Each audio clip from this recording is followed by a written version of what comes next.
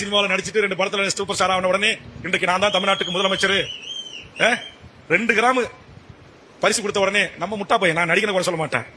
1 வயசு பொண்ணை கூட்டு போறான், நாளைக்கு ஒரு 3 மாசம் கழிச்சு +2 முடிச்சு டிகிரி முடிச்சு போய் கல்லூரி பெண்களை கூட்டு போறான். அறிவு வேணும் தமிழனுக்கு.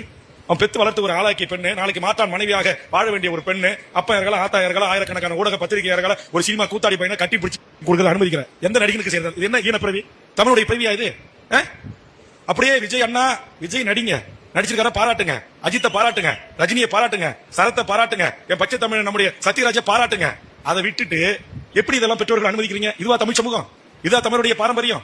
இதா வீரகுல பெண்கள் வாழ்ந்த மண் தமிழர் நிலம்? மலம் தின்னும் பன்றிகளுக்கு மலரை பற்றி என்ன தெரியும்? உறவுகளை எல்லாம் உடலாய் பார்க்கும் அரக்கன்களுக்கு அன்பை பற்றி என்ன தெரியும்? இன்றைக்கு விஜய் அவர்கள் செய்யக்கூடிய உதவி மாணவ பிள்ளைகளை எந்த அளவுக்கு உத்வேகப்படுத்தி இருக்கிறது என்பதை சமூகத்தில் நாம் பார்க்க முடிகிறது. அந்த பிள்ளைகளுக்கு சொல்லக்கூடிய வார்த்தைகளிலிருந்து நமக்கு அது புரிகிறது என்ற பொழுது, விஜயிடம் பெற்றோர்கள் பிள்ளைகளை கூட்டிக் கொண்டு போய் விடுறீங்க, இதுக்கு கூட்டிக் கொடுக்கலாம்னு ஒருத்தன் பேசுறானா தமிழ்நாட்டில்?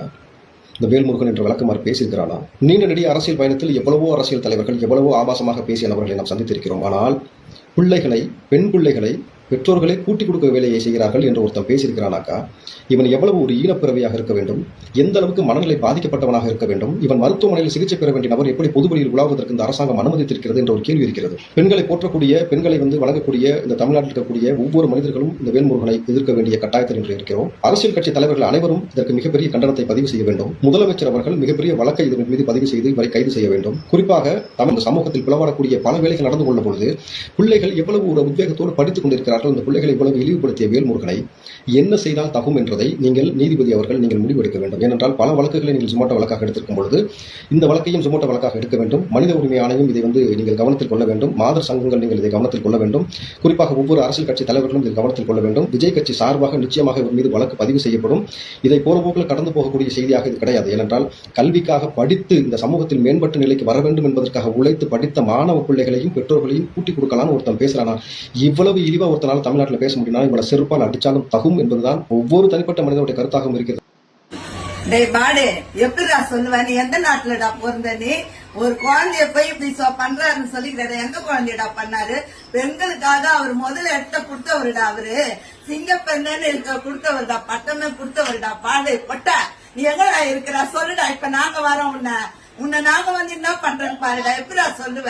அவர் அரசியல்ல வரான்ட்டு இல்லாதத பொல்லாத்தைய சொல்லி அவர் பேர் அசிங்கப்படுத்துறியாடா. பாடு, எங்க கையில கெச்சன உன்னை கிழிச்சு எடுத்துருவான்டா. நாங்க சும்மா இருடா, நீ எங்கேயோ இருக்கிறன்னுட்டுன்னு எதையோ போட்டாடா. அவரை இது பண்ற, அவர் பேரை கெடுக்கிறாடா. நீ பொட்டா, உன்னால முடிஞ்சா அவருக்கு நேருக்கு நேரா நின்னு பேசுறா. நீ பொட்டா பாடு, எப்படி சொல்லிக்கிறான் பாரு.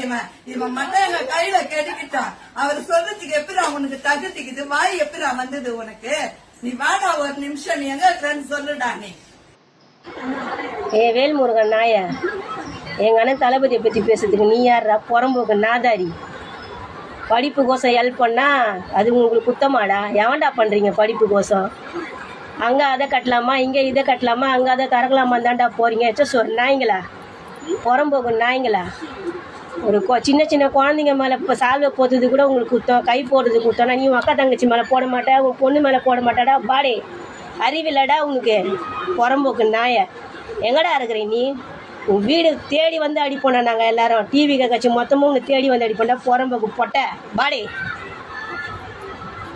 சின்ன வயசுலலாம் நம்மளோட பெற்றவங்க நீ நல்ல மார்க் எடுத்தேன்னு சொன்னால் உனக்கு ஹோட்டல் கூட்டு போவேன், உனக்கு ப்ரைஸ் வாங்கி தருவேன், இப்படிலாம் நம்ம பேசி நம்மளை மோட்டிவேட் பண்ணியிருப்பாங்க. ஆனால் இப்போது இருக்கிற ஜென்ரேஷனில் பிள்ளைங்களை நாங்கள் நிறைய மார்க் எடுக்க வைக்கிறதுக்கு, நீ நல்ல மார்க் எடுத்தேன்னு சொன்னால் தளபதி கிட்ட போய் அடுத்த வருஷம் நீயும் ப்ரைஸ் வாங்கலாம், இந்த மாதிரி சர்டிஃபிகேட் தருவாங்க, கிட்ட நின்று ஃபோட்டோ எடுக்கலாம், இப்படின்னு சொல்லி நாங்கள் மோட்டிவேட் பண்ணி பிள்ளைங்களை படிக்க வைக்கிற ஸ்டேஜுக்கு நம்ம வந்தாச்சு. ஆனால் கல்வியோட 1% முக்கியத்துவம் தெரியாத ஒரு அரசியல்வாதி வாயிலிருந்து இந்த மாதிரி ஒரு கீழ்த்தரமான வார்த்தைகளை கேட்குறதுக்கு ஒரு கல்லூரி பேராசிரியையா எனக்கு ரொம்ப சங்கடமாக இருக்குது. ஒரு 4 குழந்தைங்களை பெற்ற அம்மாவா எனக்கு இது ரொம்ப வருத்தத்தை கொடுக்குது. நான் இது ரொம்ப வன்மையாக கண்டிக்கிறேன்.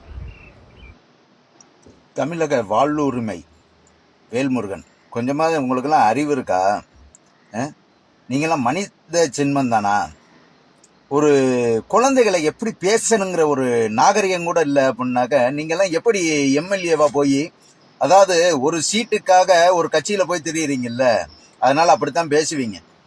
இருக்கிற இடம் பொறுத்து தானே எல்லாமே நடக்குங்கிற மாதிரி. ஒரு மனசாட்சி வேணா?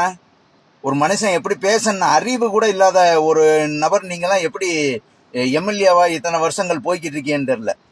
இதை பார்க்கையில தெரியுது உங்களுடைய நாகரிகம் எந்த அளவுக்கு நீங்களாம் மனித ஜென்மமா இருக்கீங்க அப்படின்னு. பார்த்து பேசுங்க, நாவடக்கம் வேணும். உங்களுக்கு மட்டும்தான் இந்த டோல்கேட் உடைக்கிறதுக்கு தெரியுங்கிறதுலாம் கிடையாது.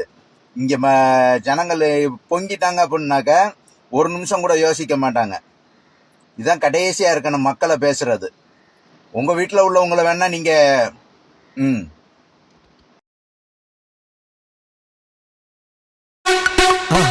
மறக்காம சர்ப்ரைஸ் பண்ணுங்க. தேங்க்யூ.